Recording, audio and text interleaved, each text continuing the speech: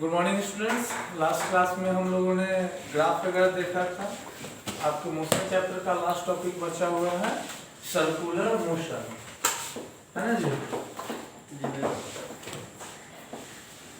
Circular motion, तो circular motion क्या होता है सबको पता है। अभी तक जो हम लोग पढ़ रहे थे कौन सा मोशन पढ़ रहे थे? Straight line motion. ठीक है, लीनियर मोशन। अब वो रेक्टिलिनियर हो, कर्व लीनियर हो, इसके बारे में पढ़ रहे हैं। अभी हम लोग पढ़ेंगे क्लोज्ड पाथ, वो जो क्लोज्ड पाथ पे जो मोशन करते हैं उसके बारे में। ठीक है, अगर वो क्लोज्ड पाथ सर्कल के शेप का हो तो हम लोग उसको क्या कहेंगे? Circular motion. If the motion occurs along a circular path, then this motion is called circular motion. ठीक है, लिखे क्या? जरूरी है लिखना।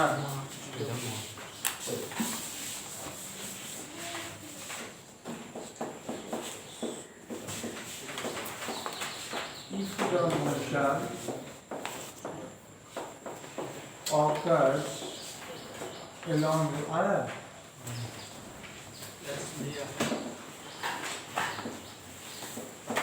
circular path,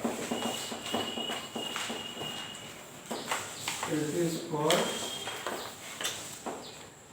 circular motion. लेकिन आपके बुक में देखिएगा टॉपिक दिया हुआ है क्या? Uniform circular motion. Uniform circular motion. Uniform circular motion नाम से थोड़ा पता लग रहा हो कि सर्कुलर मोशन है तो यूनिफॉर्म कैसे होगा। ठीक है, क्यों कह रहे हैं कि यहाँ पे सर्कुलर मोशन यूनिफॉर्म नहीं होगा, फिर भी इसको यूनिफॉर्म सर्कुलर मोशन कह रहे हैं, क्यों कह रहे हैं उसको सिंपल सा अगर एक कंसीडर करेंगे एक रेक्टेंगुलर पाथ है। ठीक है, अगर आपको यहाँ से दौड़ने के लिए कहा जाए और इंस्ट्रक्शंस आपको मिले कि कुछ भी हो जाए आपको इस पाथ से अलग नहीं होना, जैसे ये पाथ है इसी पाथ पे दौड़ना है। तो इस पाथ पे बने रहने के लिए दौड़ने के दौरान कितने टाइम आपको डायरेक्शन चेंज करने पड़ेंगे? 4 टाइम्स। अब इस रेक्टेंगुलर से हम एक पेंटागन बना दिए, अब 5 बार, 6 बार, हेक्सागन 6 बार,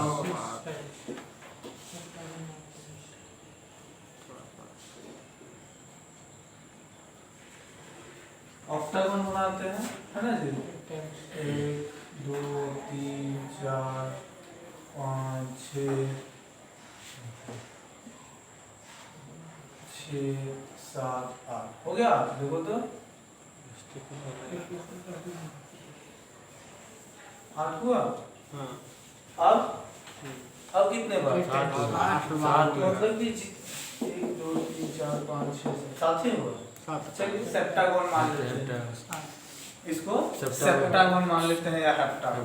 ये तो पता ना सेप्टागन कांसेप्ट क्लियर है। इसमें कितने बार को चेंज किए? 7 बार। मतलब कि जितना साइड्स आप बना रहे हैं उतनी बार मोशन चेंज करना पड़ रहा है। और देख रहे हैं कि जैसे जैसे नंबर ऑफ साइड्स हम बढ़ाते जा रहे हैं, साइड्स का जो साइज क्या है आपका छोटे होते जा रहा है और सम और मोर वो धीरे धीरे सर्कल के शेप में जा रहा है। एक कंडीशन आएगा कि जब आप उसको छोटा करते जाएगा तो वो पूरी तरीके से क्या होगा? सर्कल हो जाएगा, सर्कल हो जाएगा। अब इसमें कितने साइड्स हैं? इनफाइनाइट। तो आपको इस पाथ पे बने रहने के लिए कितनी बार डायरेक्शन चेंज करना है? Infinite times. क्या जैसे आपका ये कंडीशन जो आपने हेक्सागोन का लिया, इसमें 6 साइड्स थे, तो इस पाथ पे बने रहने के लिए कितने बार आपने डायरेक्शन चेंज किया? 6 टाइम्स। अब इसमें तो इनफाइनाइट नंबर ऑफ साइड्स है ना, क्या सर्कल में कितने नंबर ऑफ साइड्स होंगे? इनफाइनाइट, क्योंकि एक साइड इसके एक साइड का साइज जो है लगभग इस पॉइंट की इक्विवेलेंट होगा और इसमें पॉइंट्स कितने हैं? इनफाइनाइट। ठीक है ना, जब पॉइंट्स इनफाइनाइट है तो आपको इस पाथ पे ट्रैक पे कंटीन्यूअस बने रहने के लिए डायरेक्शंस में कितने टाइम चेंज करने पड़ेंगे? इनफाइनाइट। ठीक है, अब जब इनफाइनाइट टाइम्स आप डायरेक्शन चेंज कीजिएगा, मतलब कि आपकी मैग्नीट्यूड आप अगर चल रहे हैं, दौड़ रहे हैं, तो आपका स्पीड आप यहाँ सेम रख सकते हैं, लेकिन डायरेक्शन सेम रख सकते नहीं हैं? रख सकते। डायरेक्शन सेम आप नहीं रख सकते। नहीं रख सकते हैं, है ना? डायरेक्शन आपका सेम नहीं होगा, आप मैग्नीट्यूड अपने स्पीड का सेम रख सकते हैं। और आपने पढ़ा था यूनिफॉर्म मोशन होने के लिए आपकी वेलोसिटी क्या होनी चाहिए? सेम होनी चाहिए। वेलोसिटी कांस्टेंट होनी चाहिए या सेम होनी चाहिए, जिससे कि एक्सीलरेशन क्या हो? जीरो हो जाए। Acceleration should be zero for a motion to be uniform. Uniform. लेकिन उसके लिए एक्सीलरेशन जीरो होने के लिए आपका वेलोसिटी क्या होगा? कांस्टेंट होगा। और वेलोसिटी क्या है? वेक्टर क्वांटिटी है। वेलोसिटी क्या है आपका? वेक्टर क्वांटिटी है ना? और वेक्टर क्वांटिटी में क्या होते हैं? मैग्नीट्यूड डायरेक्शन दोनों होते हैं। Magnitude plus direction. डायरेक्शन दोनों होते हैं ना? आप क्या कर सकते हैं इस मोशन में? इसको आप कांस्टेंट कर सकते हैं, बट व्हाट अबाउट इट? नहीं कर सकते। इसको कांस्टेंट। इसको तो नहीं कर सकते। इस डायरेक्शन में तो चेंज आएगा ही ना, आएगा। और जब डायरेक्शन में चेंज आएगा तो वेलोसिटी में भी चेंज होगा। तो क्या ये मोशन यूनिफॉर्म होगा? नहीं यूनिफॉर्म होगा? नहीं हो सकता। नहीं होगा। फिर भी इसको यूनिफॉर्म कहते हैं। क्यों कहते हैं? इसको डिफाइन ऐसे करते हैं, ये such type of circular motion लगा देते हैं। पहले ही हम कंडीशन में क्या लिख देते हैं? Circular motion. इस मोशन को जब यूनिफॉर्म सर्कुलर मोशन को डिफाइन करते हैं तो हम लोग पहले ही कंडीशन दे देते हैं कि भैया ये कौन सा मोशन है? सर्कुलर है। हम यहाँ लिख रहे हैं कि ये सर्कुलर है, मतलब कि आप समझ जाइए कि यहाँ डायरेक्शन में चेंज होंगे, इनफाइनाइट टाइम्स होंगे, हर एक पॉइंट पे चेंज इन डायरेक्शन यहाँ होंगे। होगा। ठीक है? तो such type of circular motion in which speed remains constant. ठीक है? स्पीड रिमेन्स कांस्टेंट मतलब कि मैग्नीट्यूड जो है वो आपका क्या है? कांस्टेंट रहेगा, डायरेक्शन चेंज होगा। ठीक है? तो इस तरह के मोशन को कहते हैं हम लोग यूनिफॉर्म सर्कुलर मोशन। लिखें इसको। समझ में आया कि नहीं? क्यों इसको कहते हैं यूनिफॉर्म सर्कुलर मोशन? सबका क्लियर? डायरेक्शन चेंज करेगा तो वही तो बताया ना कि डायरेक्शन चेंज होगा तो बायोलॉजिकली ये सर्कुलर सॉरी यूनिफॉर्म नहीं हुआ। लेकिन इसको डिफाइन करने के लिए हम सर्कुलर मोशन लिख देंगे और उसके बाद लिखेंगे उसका स्पीड जो है वो सेम रहेगा। ठीक है? अगर आप स्पीड से रहेगा। स्पीड से चेंज ही कर सकता है, कैसे हम लिखेंगे? कांस्टेंट यूनिफॉर्म हो जाएगा। स्पीड तो चेंज भी हो सकता है, चेंज नहीं भी हो सकता है, कांस्टेंट रह भी सकता है, नहीं भी रह सकता है। अब जैसे सिंपल सी देखिए, एक सर्कुलर ट्रैक है, इस पे कोई एथलीट दौड़ना शुरू किया, ठीक है? तो क्या इसका पूरा होल ट्रैक पे पूरे रेस के दौरान स्पीड अपना सेम रखता है? नहीं रखता है। बिल्कुल। स्टार्टिंग में धीरे थोड़ा धीरे, मिडिल में जाके और धीरे थोड़ा बढ़ाएगा और लास्ट में पूरा जोर लगा देगा। क्या पूरे उसके रेस के दौरान उसका स्पीड सेम रहा? नहीं, यहाँ पे तो स्पीड में चेंज आ रहा है। तो यूनिफॉर्म तब कहेंगे जब स्पीड कांस्टेंट। ठीक है? जब कांस्टेंट नहीं होगा तो उसको हम लोग यूनिफॉर्म नहीं कहेंगे। इसमें स्पीड के बेसिस पे डिफाइन किया जाता है। स्पीड के बेसिस पे डिफाइन करते हैं, वेलोसिटी के बेसिस पे भी डिफाइन कर सकते हैं। तो उसमें आपको लिखना होगा such type of circular motion in which magnitude of velocity remains same. ये सीधे वेलोसिटी रिमेंस सेम तो आप कह ही नहीं सकते। उसमें क्या एक टर्म ऐड करना होगा, magnitude of the velocity remains constant. लिखें।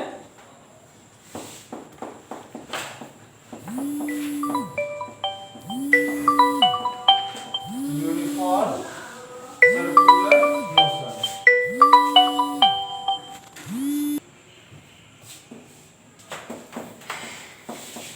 Uniform circular motion.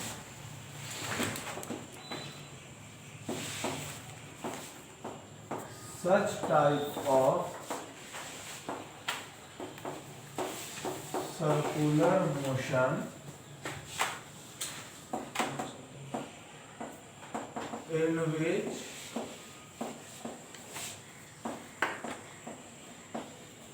speed remains constant.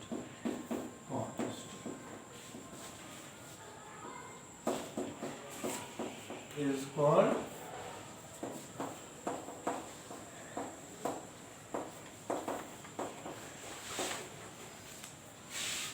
uniform circular motion or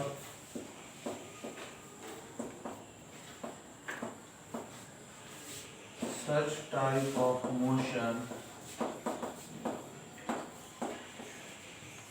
in which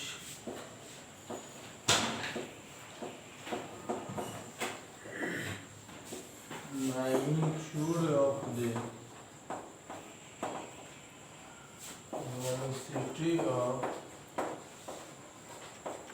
object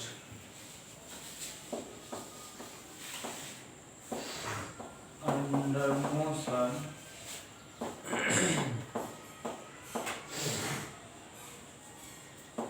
Is constant.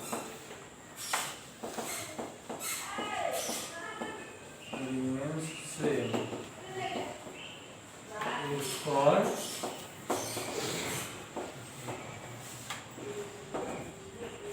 uniform circular motion.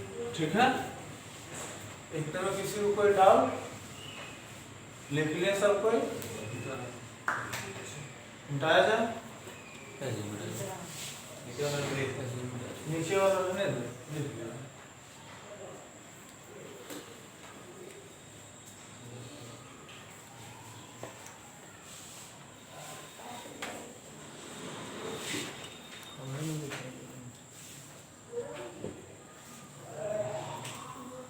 Speed की और ये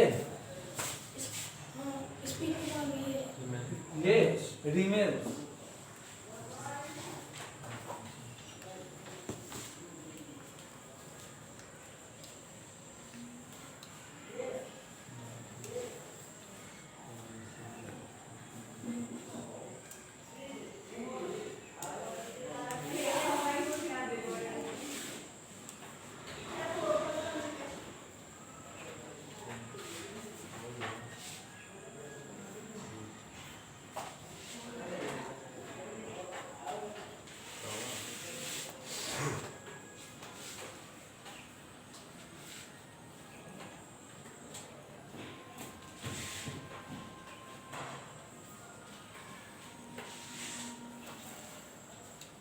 हो गया। एग्जाम्पल आप लिख सकते हैं सर्कुलर मोशन में क्या हो जाएगा The motion of earth. The motion of motion of earth around the sun motion of moon around the sun क्या और भी बहुत सारे आपको मिलेंगे डेली लाइफ में जब ढूंढिएगा तब तब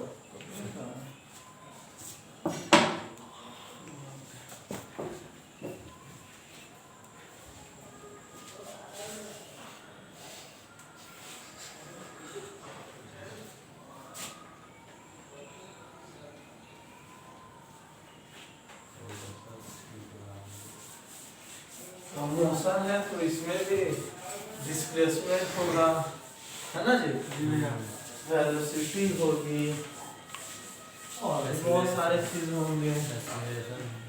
एक्सीलरेशन भी होंगे इसका solution तो मालूम नहीं पड़ता। क्या होगा इसका एक्सीलरेशन इसी का ही होगा।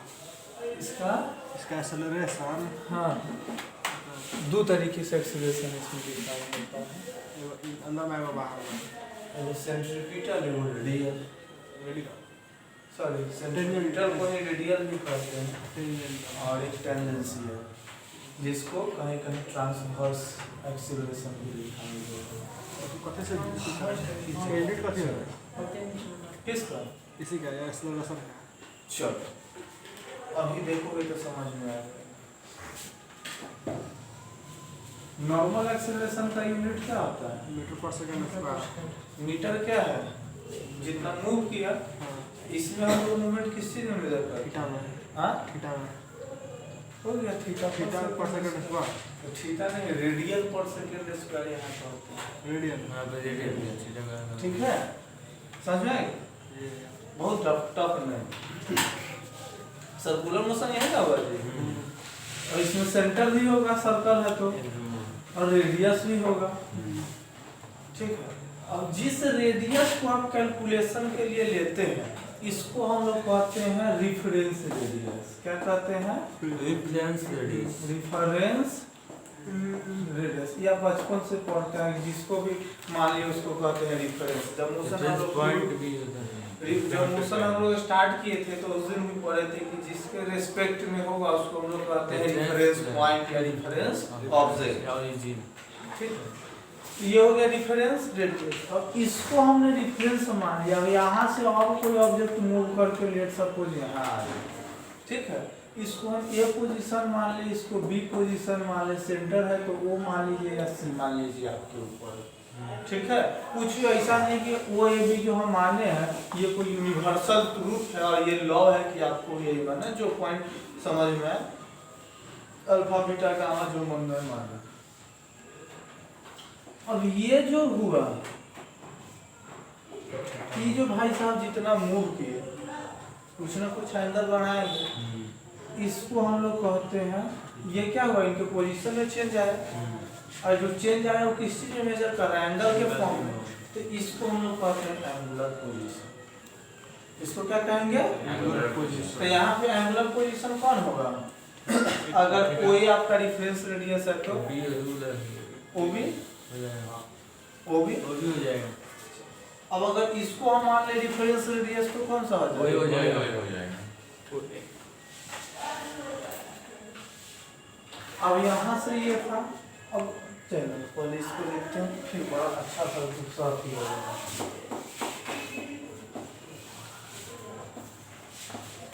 एंगुलर पोजीशन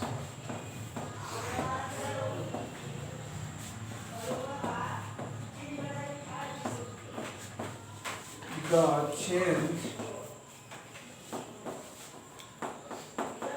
in position ठीक है with reference to change in position regarding reference radius।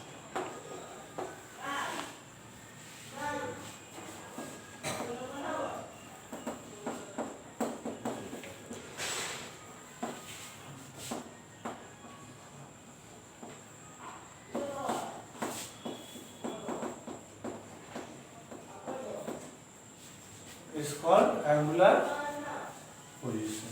ठीक है हाँ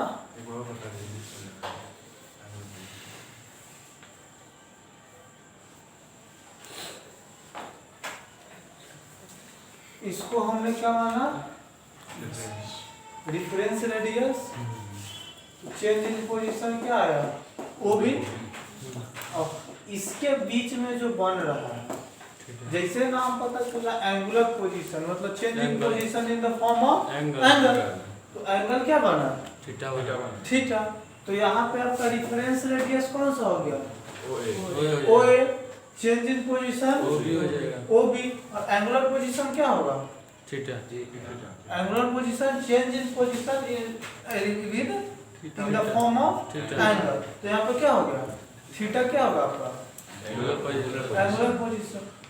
एंगुलर पोजीशन या अगर आप लीनियर मोशन में बात करें तो उसमें जो हम लोग कहते हैं ना ट्रैवल डिस्टेंस वही हो गया। कोई दिक्कत? अब क्लियर ना? यहाँ लिखना होगा कि here theta is the angular position. लिख दें? लिख दो छोड़ दीजिए। इनको साफ किया जाए।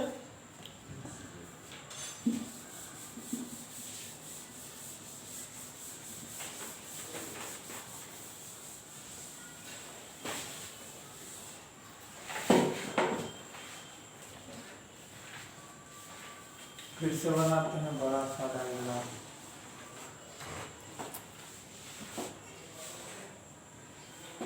ओ ए। अब यहाँ सब्जेक्ट के पोजीशन में कोई चेंज आया, फिर और चेंज आया। यहाँ पे इसमें कुछ मान लिए θ1, ई जो चल रही है क्या हुआ थीटा पूरा θ2। हाँ ये। अब अगर आपको इसमें से निकालना हो एंगुलर डिस्प्लेसमेंट तो क्या कीजिएगा? अगर सिंपल लीनियर होता तो क्या करते? इसमें से इसको हटा लेते। डिस्प्लेसमेंट उसको खाली निकालना पड़ता है। तो एंगुलर डिस्प्लेसमेंट निकालने के लिए क्या करेंगे?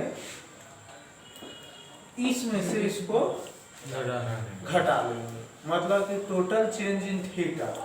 कैसे डिनोट करते हैं उसको? डेल्टा थीटा से। तो क्या करेंगे निकालने के लिए यहाँ पे? डेल्टा θ2 माइनस θ1 कर लेंगे। कोई दिक्कत इसमें? दिक्कत बोलिए। हमको तो अगर θB से C निकालना है हाँ, तब ना θ2 माइनस θ1 करेंगे। बी से C मान लीजिए C तक, तब ना θ2 माइनस θ1 करेंगे। हाँ, हमको हम एंगुलर डिस्प्लेसमेंट निकाल रहे हैं ना। डिस्प्लेसमेंट तो पूरा A से C तक ना होगा, A से C तक ना होगा। क्या ऐसे सी डिस्प्लेसमेंट पूरा डिस्प्लेसमेंट ए से सी तक ना होगा, रेफरेंस पॉइंट से लेकर सी तक नहीं, थोड़ा सा इसमें थोड़ा सा कंसीडर वो लीनियर वाला कंसेप्ट यहाँ नहीं लगाइए, ठीक है?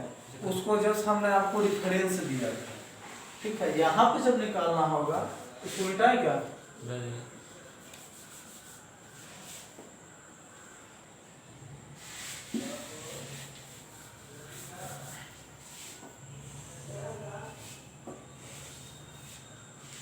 ये और ये θ1 हुआ, ये θ2 हुआ। तो यहाँ पे जब एंगुलर डिस्प्लेसमेंट हम निकालेंगे वो हमारा क्या होगा? थीटा तो होगा। उसी को कहाँ एंगुलर डिस्प्लेसमेंट लेंगे? हाँ, उसी को कहाँ लेंगे? नहीं उसी को नहीं, आप एक और पोजीशन बढ़ा लीजिए, फिर उसके भी चल लीजिएगा। मतलब पूरा को नहीं ले, कोई भी 2 पॉइंट लीजिएगा ना। तो पूरा को कहाँ लेंगे? हाँ, पूरा को पूरा को वहाँ से वहाँ तक पूरा कहाँ नहीं लेंगे? वो इतने दूर यहाँ से यहाँ तक पूरा हाँ। तो वो आपका पूरा डिस्प्लेसमेंट क्या कहते हैं, पूरा एंगुलर जितना मूवमेंट हुआ वो हो जाएगा, पूरा चेंज इन पोजीशन हो जाएगा जो आपने भी एंगुलर पोजीशन पर आपको। तो तुम्हारा क्या होगा? θ2 माइनस ये जो हो गया आपका हो गया एंगुलर डिस्प्लेसमेंट। इसका डेफिनेशन लिखना होगा।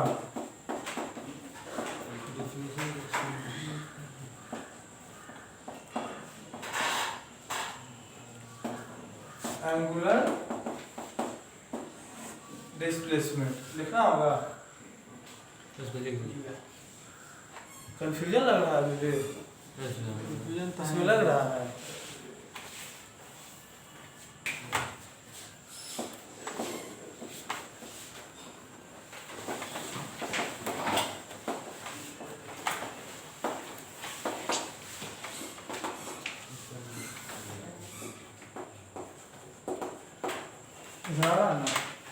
हाँ भैया बस उतना ही तक आ रहा है।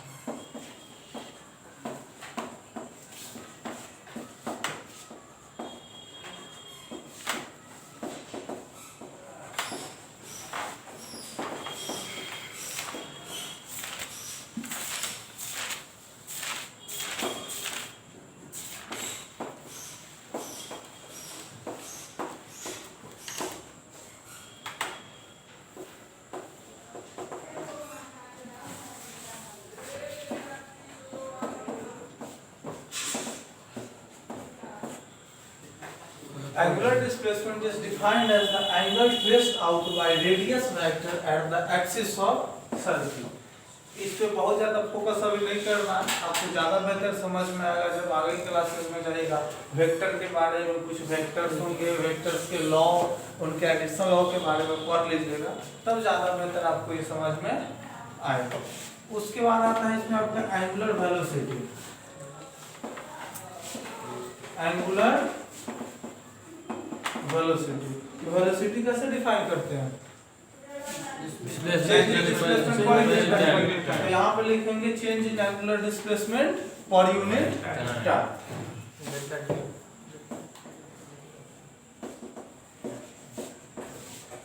Change in angular displacement per unit time. आपका चेंज इन एंगुलर डिस्प्लेसमेंट को डेल्टा थीटा से दिखाते हैं, तो यहाँ पर एंगुलर वेलोसिटी को ओमेगा से दिखाते हैं। एंगुलर वेलोसिटी को ओमेगा से रिप्रेजेंट करते हैं। Omega equal to change in displacement delta theta by time second, जो टाइम में चेंज आएगा उसको डेल्टा टी से दिखाते हैं। ठीक है, ट्रायंगल थीटा लिखे हैं, डेल्टा थीटा, इसको डेल्टा बोलते हैं, ट्रायंगल नहीं, इसको बोलेंगे डेल्टा। डेल्टा हो गया।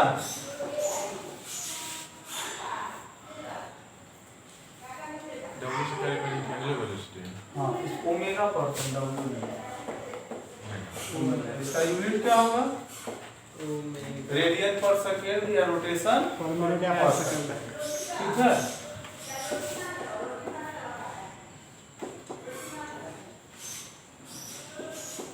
its unit is radian per second या रोटेशन पर सेकेंड। रेडियन पर सेकेंड या रोटेशन पर सेकेंड को क्या चीज हम लोग कहते हैं? रोटेशन इन पर यूनिट टाइम, इसको क्या कहते हैं? फ्रीक्वेंसी। यहाँ पे फ्रीक्वेंसी और टाइम पीरियड को भी आप लोग डिफाइन कर लीजिएगा। टाइम पीरियड क्या होगा? Time taken to complete one oscillation. एक यूनिट टाइम में जब तक कर 1 सेकंड में तुझे में दो W आपका बचा हुआ, W आपका टाइम पीरियड। क्या होता है टाइम पीरियड? एक ऑसिलेशन करना है जितना समय लगता है उसको टाइम पीरियड कहते हैं। Time taken to complete one one oscillation oscillation या वन रोटेशन या वन रिवॉल्यूशन, कोई भी काम वन ऑसिलेशन या रिवॉल्यूशन is called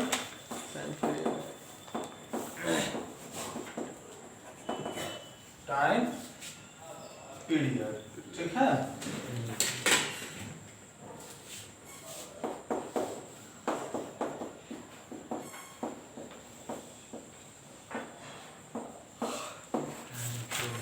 फ्रीक्वेंसी क्या होता है?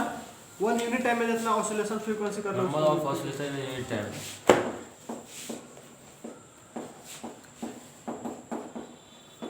Number of oscillation या revolution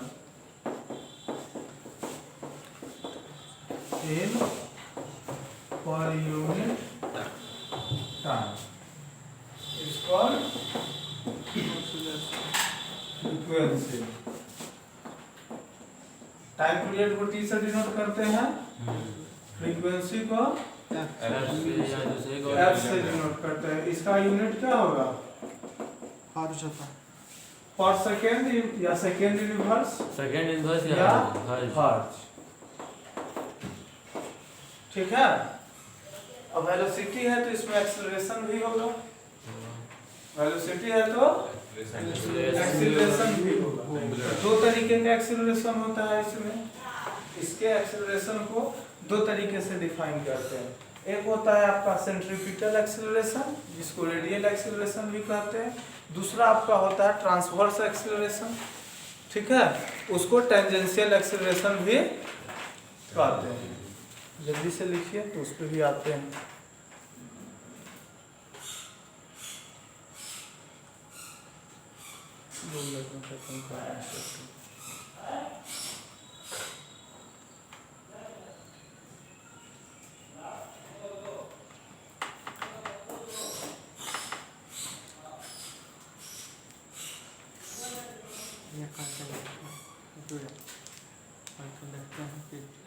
पाई होता है एंगल वेलोसिटी 2π/t कर देता हूँ। देखो कैसे करता है सो होता है। आप लोग ये आर्क के बारे में पढ़े हैं ना, क्या होता है? Uniform 2πr θ/360। आप थीटा निकालने के लिए क्या करते हैं? जैसे ये रेडियन का निर्णय करते हैं, जब 2 पाई और कितना आर्क ट्रेवल किया, अब आप इसको रेडियस से डिवाइड करते हैं, 2πr ठीक है। रेडियन जो हम लोग रेडियन जो निकालते हैं ना, रेडियन वो होता है कि कितना आर्क आपने ट्रेवल किया। तो आर्क क्या होता है? 2πr θ/360। आर्क क्या हुआ? ये सरकमफ्रेंस का पार्ट है ना, तो यहाँ पे तो रिवॉल्यूशन हो रहा है, तो पूरा सरकमफ्रेंस हो गया आर्क। सरकमफ्रेंस क्या है? पूरा लॉन्गेस्ट पॉसिबल है ना। हाँ लॉन्गेस्ट आर्क सर्कमफ्रेंस होता है। जी। इसको जब रेडियस से आप डिवाइड करते हैं तो ये आता है, यही रेडियन होता है 2 पाई, ठीक है। तो आपको ये दोनों आर जो है 2π/r, जहाँ आप देखते हैं कि इस वजह 2π/t लिखा जाता है। हाँ 2πr/t। ये जो लिखा होता है इसके यहाँ पे आर और आर ये कैंसिल होकर लिखा रहता है, ये आपको दिखता नहीं है। θ/360 कहाँ चल जाता है? θ/360 θ/360 कहाँ चल जाता है? 8 निकाला कर पाई जो है वही तो थीटा है, 2π का वैल्यू 360 होता है। रेडियन कर लीजिए उसको। इसमें था, हो गया। समझिए इसमें था। पूरा।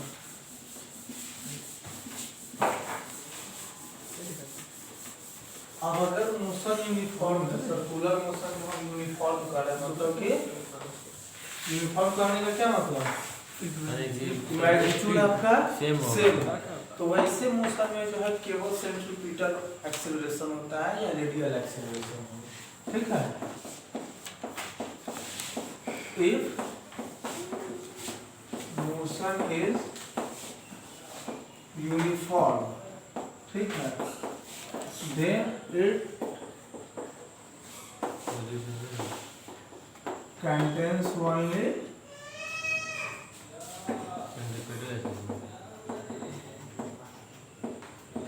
centripetal or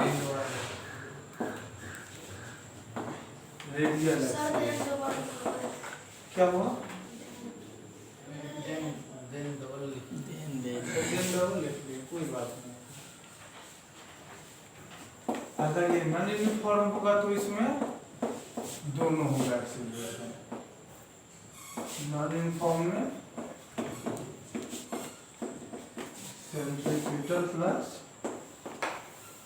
tangential, centripetal plus tangential, centripetal towards the centre, ठीक है। सर्कुलर मोशन में जो है टुवर्ड्स द सेंटर, क्योंकि इसमें आपका मैग्नीट्यूड क्या होता है? मैग्नीट्यूड तो सेम होता है, केवल चेंज इन डायरेक्शन हो रहा है ना, केवल चेंज इन डायरेक्शन होगा। तो उस तरह का मोशन में जो एक्सेलरेशन क्रिएट होगा उसको कहते हैं सेंट्रीपिटल एक्सेलरेशन। सेंट्रीपिटल एक्सेलरेशन निकालने का फॉर्मूला क्या होता है? 2πr/10 क्या होता है? v² बाय r, नहीं पता? सेंट्रीपिटल फोर्स निकालना नहीं पता आपको? नहीं जानते? नीचे का बेटा सेंट्रीपिटल एक्सेलरेशन निकालने के लिए हम लोग का पास फॉर्मूला है v² बाय r, जहाँ v क्या है? वेलोसिटी है और r आपका रेडियस है। और जिस ऑब्जेक्ट के लिए आप निकाल रहे हैं, जिस ऑब्जेक्ट के लिए निकाल रहे हैं, उस ऑब्जेक्ट का मास आपको पता है, तो आप सेंट्रीपिटल फोर्स भी निकाल सकते हैं। कुछ नहीं करना है, बस मास से इसमें मल्टीप्लाई कर दीजिए। F centripetal force centripetal v² by r, ठीक है, ठीक है। अभी इतना ही जानना है। इसके बारे में विशेष जानकारी जब आप आगे की क्लासेस में पढ़िएगा तब, ठीक है।